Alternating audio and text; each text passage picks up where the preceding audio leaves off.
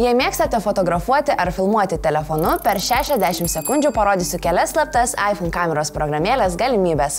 Aš esu bitės profinėja, pradėkime. Kaip atlikti kadrų seriją? Norit nufotografuoti greitai judantį objektą, verta padaryti kadrų seriją. Vietoj greito užrakto mygtuko spaudinėjimo, tiesiog paspauskite jį ir pastumkite pirštą į kairę. Kol laikysite pirštą ant ekrano, telefonas greitai fotografuos kadrus vieną po kito.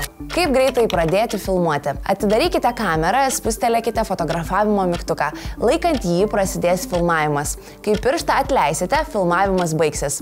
Jei pirštu perbrauksite į dešinę, filmavimas tęsis net ir atitraukus pirštą nuo ekrano.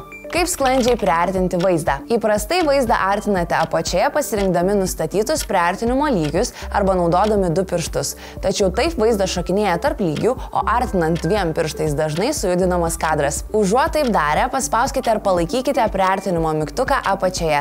Tada braukite pirštu į kairę arba dešinę. Taip sklandžiai priartinsite arba nutolinsite vaizdą naudodami vieną pirštą. Patiko šis video? Užsukite į bitesprofi.lt ir rasite daugiau patarimų per 60 sekundžių.